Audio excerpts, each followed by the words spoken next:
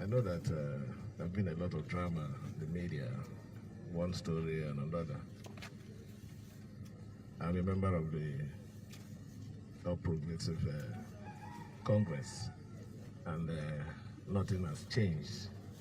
People should stop using whatever situation that they pick up from the social media or their own interpretation of any situation to present me wrongly. I have not gone anywhere. I'm still a member of the All Progressive Congress, and I remain a member.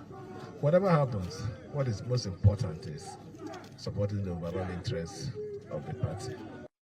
This particular project, if you remember, when we came in, we had a situation that warranted our sudden visit, and it has to do with the issue of mental health issue. So when we came here for the inspection of the rehabilitation center that the board was trying to put together, we found out that we had other issues more than even the mental issue. We didn't have a general hospital that would service the people within this area. The closest medical center that we have here is the University, the Port Teaching Hospital, which is very far from here.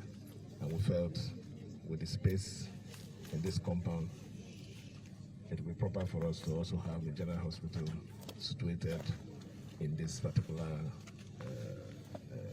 vicinity that will take care of the neighboring communities, extend to Rumola and Rumolumene and all those areas.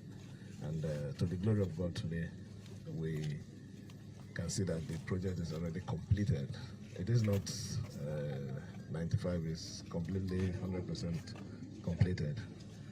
We're happy because it's a promise made and a promise fulfilled. Like I always say, what is important is doing what will touch the life of our people. Our people should be first, and that is how important this project is for us and this administration.